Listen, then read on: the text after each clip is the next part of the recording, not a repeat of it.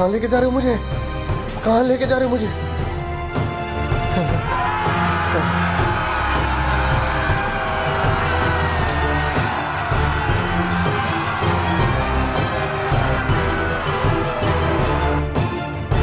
मृत्यु के पश्चात प्राणी को धर्मराज के दरबार में ले जाया जाता है।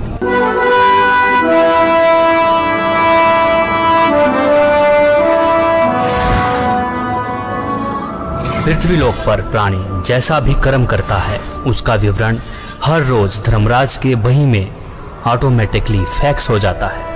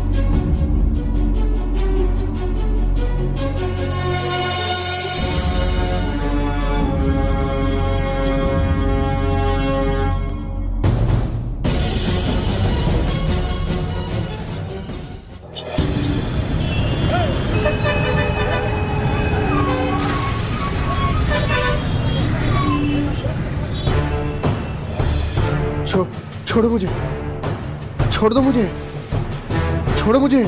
कहाँ लेके जा रहे हो मुझे?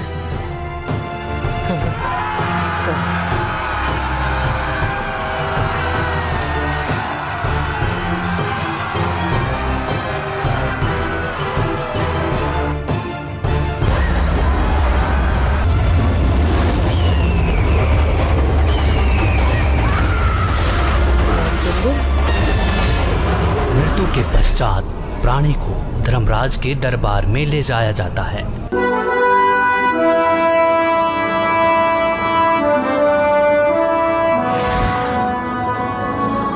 पृथ्वीलोक पर प्राणी जैसा भी कर्म करता है उसका विवरण हर रोज धर्मराज के बही में ऑटोमेटिकली फैक्स हो जाता है।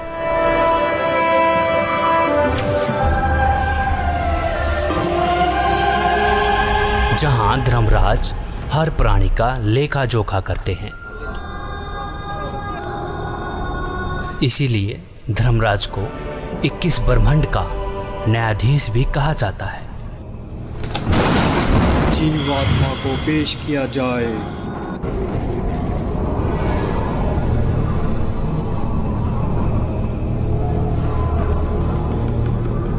इसने प्राय स्त्री के साथ दुष्कर्म और हत्या का पाप किया है, इसे नरक में डाला जाए।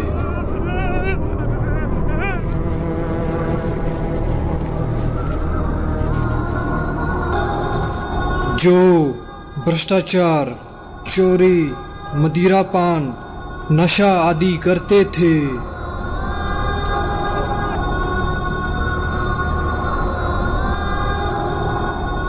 पर स्त्री के साथ दुष्कर्म,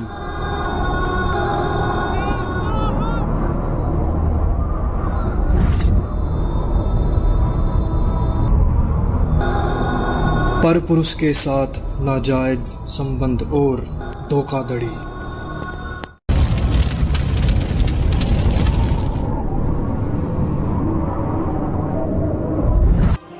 दो नंबर का काम करके कमजोर और असहाय लोगों का शोषण करना और मनुष्य के जीवन के साथ खिलवाड़ करना।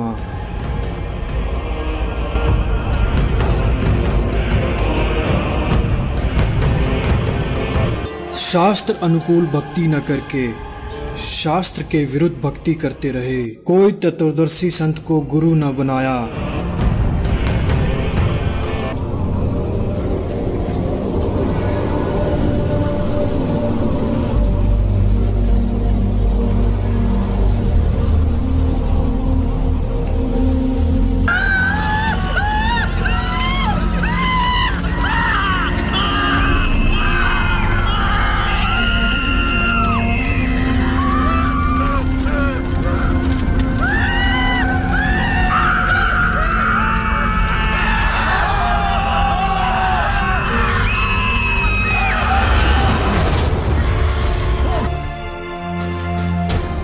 हे महाराज, ये मुझे कहाँ ले आया?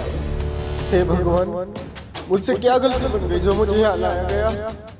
हे दुष्ट प्राणी, जो भक्ति नहीं करता उसे यहीं लाया जाता है। लेकिन महाराज, ये मेरा मित्र रामचंद्र तो सारा दिन भक्ति करता रहता था। इसने तो गुरु भी बना रखा था महाराज, फिर इसे यहाँ लाकर इतना कष्ट क्यों दिया जा रहा है महाराज? इसने जो भक्ति की वो शास्त्र विरुद्ध थी और इसके गुरु भी ढोंगी और पाखंडी थे, जिनको नाम दीक्षा देने का कोई अधिकार नहीं था। अपनी मर्जी से गुरु बनने वालों को भी यही सजा मिलती है। माफ करना महाराज, मुझे ये बात मैंने किसी ने नहीं बताई। अच्छा, तुझे पता नहीं चला? ये देख दुष्ट।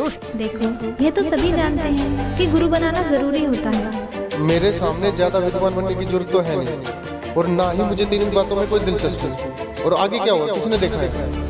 राहुल, कुछ काम बिना दिलचस्पी के भी करने पड़ते हैं, और जब आपको पता चलेगा कि सही भक्ति के बिना कितना कष्ट उठाना पड़ता है और नर्क में उस प्राणी को क्या क्या यातनाएं दी जाती हैं, तब आपकी भक्ति में दिलचस्पी भी बनेगी और आपके ये व्यसन भी छूट जाएंगे। मुझे सिखाने की जरूरत नहीं है। माफ करना महाराज, तो क्या मेरी बीवी का गुरु सच्चा है? हाँ, पूरी पृथ्वी पर केवल संत रामपाल जी महाराज ही नाम दीक्षा देने के अधिकारी और पूर्ण गुरु हैं। मेरा उनको नमन है। गलती हो गई महाराज, मुझे एक मौका दे दो महाराज, सिर्फ एक मौका। अब मैं गलती नहीं करूंगा भगवान, मुझे माफ कर दो भगवान, माफ कर दो मुझे। माफ? और तुझे? अरे दुष्ट आत्मा, तुझे तो घोर नरक में डाला जाएगा। ये देख।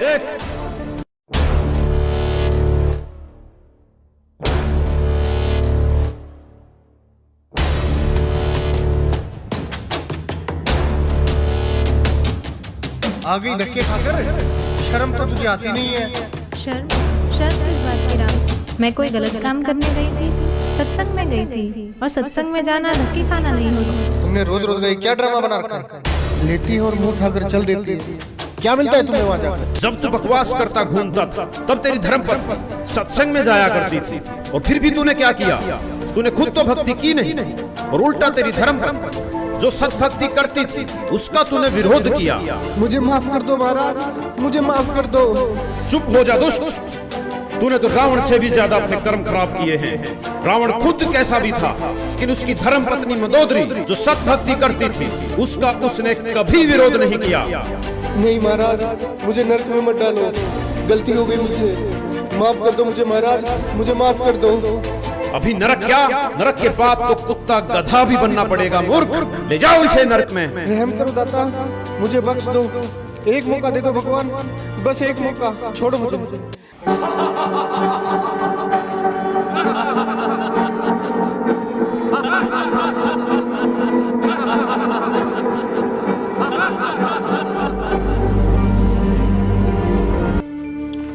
सबकी मदद करने वाला,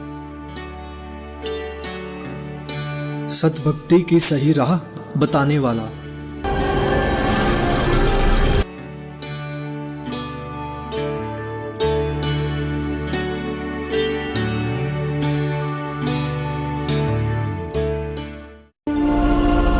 बहुत सारी आत्माएं तत्व ज्ञान को जानकर सतलोक चली जाएंगी।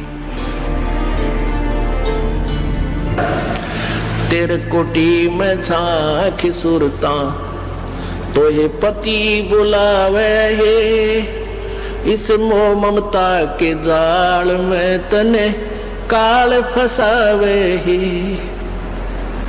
अपने पति को भूल बावड़ी बैठी आराम संगर के, काम क्रोध मोह लोभ मस्करे रही जारा करके, अपने पति को भूल बावड़ी बैठी आराम संगर के, काम क्रोध मोह लोभ मस्करे रही जारा ते डर के, मात पिता संतान संपत्ति में तू तो उलझ गई घर के, मिलना चाहे पति अपने ते बांधे कफन सिर के।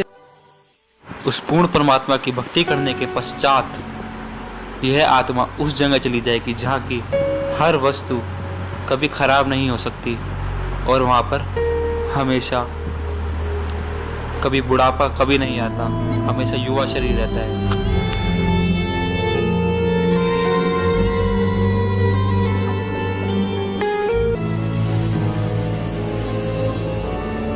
सतलोक में चल मेरी सुरता, हिम्मत ना लावे देरी, सच कहूं ना झूठ रती भरी, बात मान ले मेरी।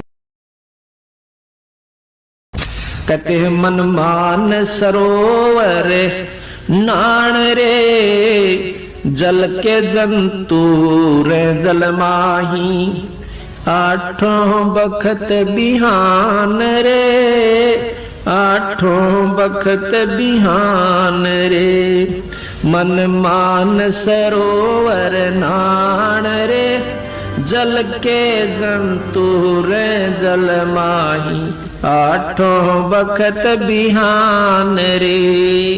कि भाई मन नो कहे मान सरोवर नहाया करे, ऊपर जो सरोवर है सतलोक की तरफ चलते हैं ना, इस मृत मंडल में भी 21 ब्रह्मांड के अंदर भी मान सरोवर है सतलोक, जहाँ पे सतपुरुष साकार रूप में है, जो कि इस समय संत रामपाल जी महाराज के रूप में धरती पर अवतार लेके आ चुके हैं, जो कि हमें शास्त्रों के अनुसार भक्ति खोल के बता रहे हैं, शास्त्रों में उंगली रख के बता रहे हैं। जब ये शरीर छोड़कर जाता है तो परमात्मा के दरबार में जब इससे अकाउंट लिया जाता है तो ये क्या कहता है, भगवान मेरे को पता नहीं लगा,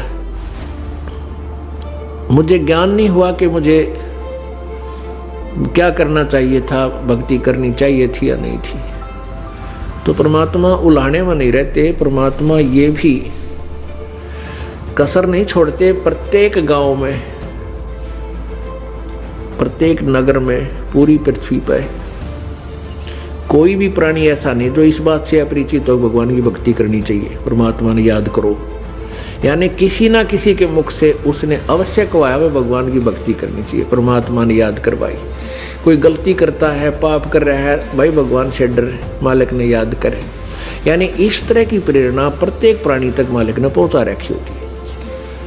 फिर दूसरा ये होता है, जैसे आप जी गए हुए हो, आप प्रत्येक भाई को, बहन को, मित्र को, सहेली को, कोई रिलेटिव है, संबंधी, उनसे अवश्य ये चर्चा करते हो कि भगवान की भक्ति करो और भक्ति का मार्ग ये है, वो भक्ति का साधना ठीक नहीं है। तो भले ही वो नहीं मान रहे हैं तो उनका दुर्भाग्य है। जब वो सच्चे दरबार में जाकर खड़े होंगे उनका कोई पुण्य उनके साथ होगा नहीं, क्योंकि भक्ति शास्त्र विरुद्ध है। गीता जी अध्याय नंबर 16 के श्लोक नंबर 23 में कहा कि अर्जुन, शास्त्र विधि को त्याग कर जो मनमाना आचरण करते हैं, मनमाने आचरण का अर्थ है जो अपनी मर्जी से लोक वेद के आधार पर, सुनी सुनाई कथाओं के आधार पर, ज्ञान के आधार से पूजाएं करते हैं, वो मनमाना आचरण कहलाता है, जो वेदों और गीता में वर्णित नहीं है। जो शास्त्र विधि को त्याग कर मनमाना आचरण करते हैं उनकी ना तो कोई सिद्धि होती है, ना उनकी गति होती है, ना कोई सुख होता है, यूजलेस। तो जो साधना आप कर रहे थे वो तो उनके पास साथ भक्ति धन हुआ नहीं और पापों की गठड़ी बंध गई पूरी। पाप बहुत इकट्ठे कर लिए, क्योंकि पाप तो दिन में बिना गिनती के होते हैं और पुण्य करने के लिए विशेष व्यवस्था करनी पड़ती है, गुरु बनाना पड़े। फिर जैसे गुरु जी बताओ वैसे साधना, पूर्ण गुरु, नकली गुरुओं से पूजा नहीं, ना उनकी कोई द्वारा बताएगी साधना से लाभ होने वाला। तो ऐसे पूरा गुरु मिले, फिर आप सच्ची लगन से, सच्चे तरीके से लगे, तब पुण्य बने। तो पुण्य तक कोई उनका बना नहीं, पाप की गठड़ी बंद गई। फिर वहां जा खड़ा हुआ धर्मराज के दरबार में। अब वहां ये एक बहाना बनाता है कि भगवान मुझे किसी ने बताया कोई नहीं, भक्ति कर ले। तब इसका फिल्म चलाता है परमात्मा, ये सब आप जो भी बातें जिसके साथ कर रहे हो, वैसे कोई गुप्त का गलती कर रहा है तो वो भी फिल्म बनकर भगवान के दरबार में पहुंच जाती है और एक आपके अंतःकरण में, आपके कंप्यूटर में ऑटोमेटिकली फीड हो जाती है। तो जब ये वहाँ खड़ा होकर ये झूठ बोलता है, बहाना बनाता है, तो परमात्मा इसके कंप्यूटर से जो वहाँ भगवान के दरबार में इसके नंबर का है ऑन कर देता कि ले देख, ये भक्त तुझे क्या कह रहा है, ये बहन तुझे क्या कह रही है कि भक्ति कर ले, तू क्या कह रहा है, फिर देखेंगे किसने देखा है। ईब के भक्ति करने का टाइम से बुढ़ा होकर भक्ति करूँगा, और भक्ति तने करी नहीं, बकवाद करता रहा। फिर ये कैसे कह रहा है कि मेरे को किसी ने बताया नहीं। फिर ये यूं कर ले है, नीची गर्दन। भगवान गलती बन गई बन गदा। अब गलती की सजा दूं मैं, मेरे पास और कोई विकल्प नहीं। जैसी तू करेगा वैसा फल दे दूंगा।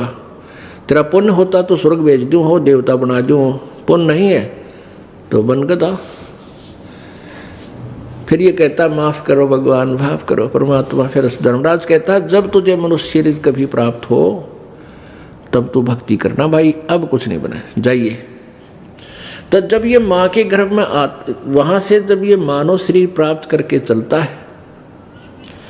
वहाँ के जो देव पुरुष हैं वो भी कहते हैं इस आत्मा को कि भाई तेरा दाव लग गया, और ये मनुष्य शरीर बार बार नहीं मिलता।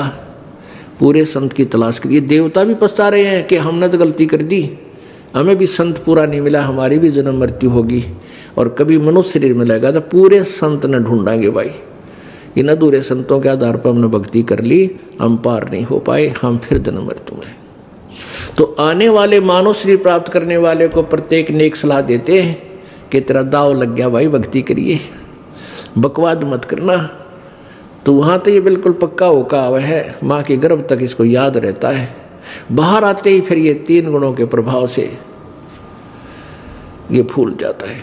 पुण्यात्माओं, सौभाग्य आपका, आपको ये अमृत वचन, ये तत्व ज्ञान सुनने को मिला, और परमात्मा की दया हुई ना। इस काल के कोल्लों में हमारे दादे मर गए, परदादे मर गए उसी परिवार पोषण में, और ये यहाँ तक लाने का कारण भी परमात्मा ही आपको मेहर कर रहा है। सत्कर मान लेना ना, एक कदम भी इधर नहीं चलने दे। काल इतना दुष्ट है, आपके ऊपर परमात्मा की मेहर बड़ी नज़र न्यारी है जो यहाँ पहुँच रहा है, ये सत्कर मान लेना। तो इसलिए पूरा ज्ञान सुनो, आपके हृदय में जो मैल है सारा साफ होगा, भगवान विराजमान होगा, सारे काम ठीक होंगे, आपका रोग कटेगा, आपको धन मिलेगा और मोक्ष मिलेगा, सतलोक चलेंगे, फिर जहाज में बैठकर चलोगे।